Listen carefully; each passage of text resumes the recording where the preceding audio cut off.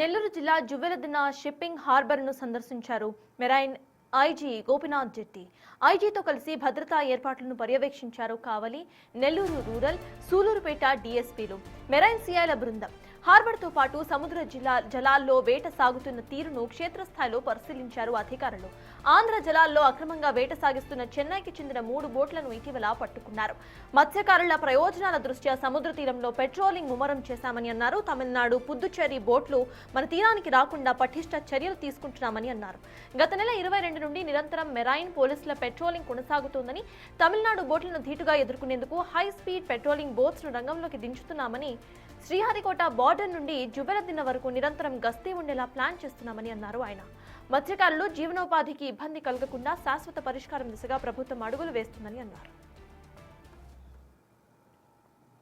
మా పోలీసు అధికారులు అదేవిధంగా మెరైన్ పోలీసుతో పనిచేస్తున్నటువంటి అధికారులతో కలిసి ఈ జువ్వెలదిన్న హార్బర్ని విజిట్ చేయడం జరిగింది. గతంలో కూడా మనకి యువరాజపట్నం, కృష్ణపట్నం, అదేవిధంగా మైపాడు ఈ ప్రాంతాలన్నీ కూడా విజిట్ చేయడం. మనకి ఇప్పుడున్నటువంటి సమస్య ఏదైతే పాండిచ్చేరి సంబంధించినటువంటి కరైకాలు, తమిళనాడుకు సంబంధించినటువంటి నాగపట్నం ఆ ప్రాంతాల నుంచి బోట్లు మన ఆంధ్రప్రదేశ్ తీర ప్రాంతంలోకి రావడం, దాదాపుగా మన తీర ప్రాంతం వరకు వచ్చి ఇప్పుడున్నటువంటి ఫిషర్మెన్కి సంబంధించినటువంటి బోట్లు, వలలని వాటిని విధ్వంసం చేయడం, దాని ద్వారా ఇక్కడ ఉన్నటువంటి ఫిషర్మెన్ యొక్క బతుకుదొరి మీద ఇబ్బంది పెట్టడం జరుగుతుంది. దాన్ని దృష్టిలో ఉంచుకొని ఇప్పటికే ప్రభుత్వం నియమించినటువంటి గ్రూప్ ఆఫ్ మినిస్టర్స్, అదేవిధంగా లోకల్గా ఉన్నటువంటి పబ్లిక్ రిప్రజెంటేటివ్స్, జిల్లా యంత్రాంగం, పోలీసు మరియు మెరైన్ పోలీసు వారు అందరూ కలిసి పలు దఫాలుగా చర్చించి ఆ బోట్లని ఆపడానికి పోయిన నెల 22వ తారీఖు నుంచి పెట్రోలింగ్ అనేటువంటిది ఏరియాలో ప్రారంభించడం జరిగింది. సో దాంట్లో భాగంగా ప్రతిరోజు కూడా ఈ ఫిషరీస్ డిపార్ట్మెంట్ ప్రొవైడ్ చేసినటువంటి ఈ బోట్స్కి పోలీసు, మెరైన్ పోలీసు వారి సిబ్బందిని ఇచ్చి ఈ పెట్రోలింగ్ అనేటువంటిది జరుగుతూ ఉంది. ఇదే అంశంపై పూర్తి డీటెయిల్స్ మా ప్రతినిధి సురేంద్ర అందిస్తారు. సురేంద్ర, చెప్పండి, ఇటు జువ్వెలదిన్న షిప్పింగ్ హార్బర్ ను మెరైన్ ఐజీ సందర్శించినట్టుగా తెలుస్తోంది. అసలు ఇక్కడ సిచ్యువేషన్ ఏంటి, అప్డేట్స్ ఏంటి సురేంద్ర? అయితే ఇటు నెల్లూరు జిల్లా బోగోల్ మండలం జువ్వెలదిన్నలో మిస్సింగ్ అయినటువంటి బోట్లు వివాదంతో రేపు జరగబోయేటటువంటి కీలక సమావేశం మత్స్యకారులంతా దాదాపుగా 164 గ్రామాల అంటే దాదాపుగా 4 జిల్లాల మత్స్యకారులు, నెల్లూరు, బాపట్ల, తిరుపతి సంబంధించినటువంటి మత్స్యకారులంతా కూడా కలిసి రేపు సింగరాయకొండ మండలం పాకాల గ్రామంలో ఒక పెద్ద కీలక సమావేశం. ఆ యొక్క మత్స్యకారులకు సంబంధించినటువంటి కాపులు అంతా కలిసి కూడా ఒక సమావేశం ఏర్పాటు చేశారు. ఆ సమావేశం రేపు ఉన్నటువంటి నేపథ్యంలో ఇటు ఈ మత్స్యకారుల ప్రాంతం అంతా కూడా ఒక ఉత్కంఠ పరిస్థితి అయితే నెలకొందని చెప్పవచ్చు. ఎందుకంటే ఇటీవల ఈ జువ్వెలదిన్ని హార్బర్ నుంచి 4 బోట్లు మిస్ అవటం జరిగింది. ఆ బోట్లని గత సంవత్సరం 4 దఫాలుగా మత్స్యకారులు కష్టపడి ఆ బోట్లను పట్టుకోవటం జరిగింది. ఆ బోట్లు కూడా పట్టుకోవడానికి ప్రధానంగా ఆ అక్రమ చేపల వేట ఇటు తమిళనాడు, పుదుచ్చేరి, కరైకల్ నుంచి పెద్ద మర బోట్లతో హై స్పీడ్ కలిగినటువంటి బోట్లను తీసుకొచ్చి ఇక్కడ ఉన్నటువంటి ఆంధ్ర మత్స్య సంపదని దోచుకెళ్తున్నటువంటి క్రమంలో అక్రమ చేపల వేట కొనసాగిస్తూ ఆ మత్స్యకారులు, ఆంధ్ర మత్స్యకారులు వేసినట్టు వాళ్ళు తెలుసుకుంటూ వారు వెళ్తున్నటువంటి పడవలను ఢీ కొట్టుకుంటూ ఆ మత్స్య సంపదను దోచుకెళ్తున్నటువంటి క్రమంలో ఎంతో కష్టపడి ప్రాణాలకు తెగించి 4 బోట్లు పట్టుకోవటం జరిగింది. ఆ బోట్లు కూడా జువ్వెలదిన్ని హార్బర్ వద్ద ఉంచడం జరిగింది. అయితే పోయిన నెల 17వ తేదీ అర్ధరాత్రి బోట్లు మిస్ అయ్యడం జరిగింది. అప్పటి నుంచి కూడా ఈ యొక్క మత్స్యకార గ్రామాల్లో ఒక ఉద్రిక్త పరిస్థితులు నెలకొన్నాయి.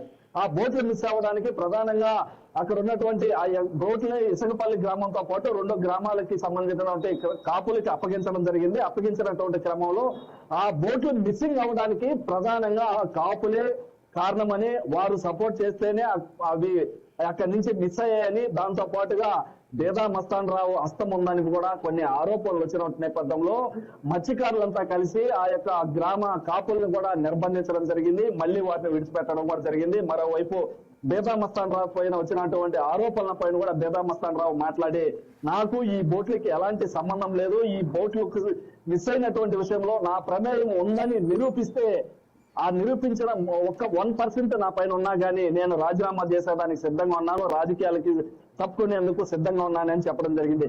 అయితే బోట్లు మిస్ అయిపోయిన తర్వాత 2 రోజుల నుంచి కూడా ఈ మత్స్యకార గ్రామాలన్నింటిలో దురాయి అంటే చాటింపు వేసుకుంటారు. వారికి వచ్చినటువంటి సమస్యని వారే పరిష్కరించే విధంగా ఆ దురాయిని వేసుకోవటం వానికి ఆనవాయితీగా వస్తుంది. ఈ క్రమంలోనే ఆ మత్స్యకార గ్రామ కాపులు ఎవరైతే ఉంటారో ఆ మత్స్యకార గ్రామాల్లో మొదటి కాపు, రెండో కాపు, శెట్టి అని ఇలా ముగ్గురు ఉంటారు. వారు ఆ గ్రామ పెద్దలుగా వ్యవహరిస్తుంటారు. అయితే వారి నేపథ్యంలోనే వారి నేతృత్వంలో జరిగేటువంటి ఆ సమస్యలు ఏవైనా ఉంటే వారి దృష్టికి తీసుకెళ్తే వారే పరిష్కారం చూపించే విధంగా వారు చర్యలు తీసుకునేటువంటి పరిస్థితి. అయితే ఈ కోణంలోనే ఆ బోట్లు మిస్ అవ్వడానికి కారణం ఇటు ప్రభుత్వానికి సంబంధించి ప్రభుత్వ పెద్దలు ఉన్నారని చెప్పి మరోపక్క వైసీపీ ఆరోపణలు చేసినటువంటి క్రమంలో ఈ మత్స్యకారులంతా కూడా ఒకే తాటిపైకి వచ్చి ఈ 4 జిల్లాల మత్స్యకారులంతా ఒకే తాటిపైకి రావడంతో ఈ కీలక సమావేశానికి కూడా ప్రాధాన్యత సంతరించుకుంది.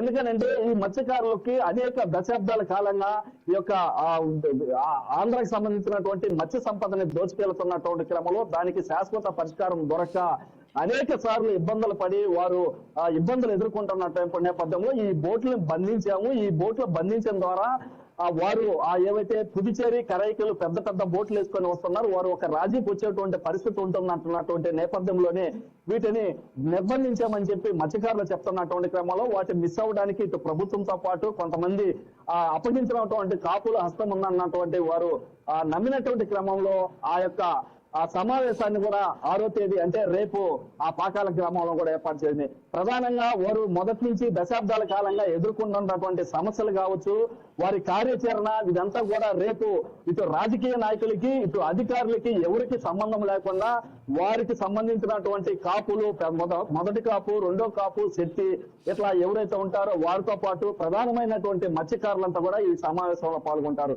ఈ సమావేశంలో ఎలాంటి నిర్ణయాలు తీసుకుంటారు, ఎలాంటి కార్యాచరణ ఉండబోతుంది, భవిష్యత్తులో ఎలాంటి వాటికి ముందు వెళ్తారన్నటువంటి విషయాలపైన ఒక ఉత్కంఠ కొనసాగుతున్న నేపథ్యంలో ఈ యొక్క కీలక సమావేశానికి ప్రధానమైనటువంటి సంతరించుకున్నటువంటి నేపథ్యం ఉంది. అయితే ఇటు దానిపైన కూడా ఇటు ప్రభుత్వ పెద్దలు అదేవిధంగా మంత్రులు అంతా కూడా వరుస ప్రెస్ మీట్లు పెట్టి ఎప్పుడు మేము ఈ యొక్క మత్స్యకారులకు అండగా ఉన్నాము, మత్స్యకారులకి మేలు జరిగే విధంగా మత్స్యకారులకి ఆ యొక్క బ్యాన్ సమయంలో డబ్బులు కూడా అధికంగా ఇచ్చేటువంటి ప్రభుత్వం 20,000 రూపాయలు కూడా రేపు ఏప్రిల్ 15వ తేదీ పైన బ్యాన్ పీరియడ్ ఉంటుంది కాబట్టి ఆ సమయంలో కూడా 20,000 రూపాయలు ఇస్తున్నాము. అదేవిధంగా మత్స్యకారులకి ఎలాంటి ఆపద వచ్చినా ఎలాంటి విషయాలు ఉన్నా కానీ ప్రభుత్వం పట్టించుకొని వాళ్ళకి అండగా ఉంటుందని చెప్పే ప్రయత్నం కూడా ఇటు ప్రభుత్వం చేస్తున్నటువంటి ప్రయత్నం ఉంది. అదే కోణంలో జిల్లాలో ఉన్నటువంటి నాయకులతో పాటు, ఎమ్మెల్యేలతో పాటు, మంత్రులతో పాటు రాష్ట్రంలో ఉన్నటువంటి ప్రధానమైనటువంటి మంత్రులంతా కూడా వరుస సమావేశాలు ఏర్పాటు చేస్తా ఉన్నారు.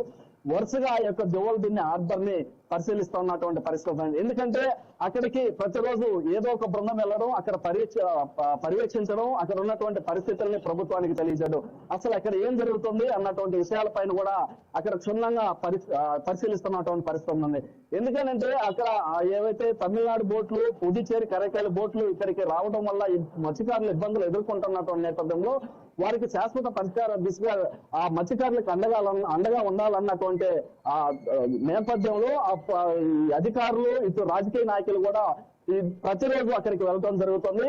అదే కోణంలో ఈ రోజు మరైన్ ఐజీ కూడా వెళ్ళడం జరిగింది. గతంలో ఐజీ వెళ్ళడం జరిగింది. అదేవిధంగా ఎస్పీ, కలెక్టర్ కూడా వెళ్లి అక్కడ 2 బోట్లు ఇప్పటికే గస్తీ నిర్వహిస్తున్నట్టు పోయిన నెల 20వ తేదీ నుంచి కూడా గస్తీ నిర్వహిస్తా ఉన్నారు. ఎందుకంటే తమిళనాడు బోట్లు, పుదుచేరి, కరైకాయల బోట్లు యథేచ్ఛగా ఇక్కడికి వచ్చి మత్స్య సంపద దోచుకొని వెళ్తున్నటువంటి క్రమంలో వాటిని ఎలాగైనా నిలుపుదల చేయాలి, ఆ ప్రభుత్వాలతో మాట్లాడి వాటిని ఇక్కడికి రాకుండా చర్యలు తీసుకోవాలన్నటువంటి ఉద్దేశంతో గత నెల 20వ తేదీ నుంచి ఈ యొక్క ఏదైతే గస్తీ నిర్వహిస్తున్నట్టు క్రమంలో ఆ గస్తీ కూడా అవసరమైనటువంటి సిబ్బందిని కూడా ఏర్పాటు చేయడం జరిగింది. ఒక టాస్క్ ఫోర్స్ ను కూడా ఏర్పాటు చేశారు.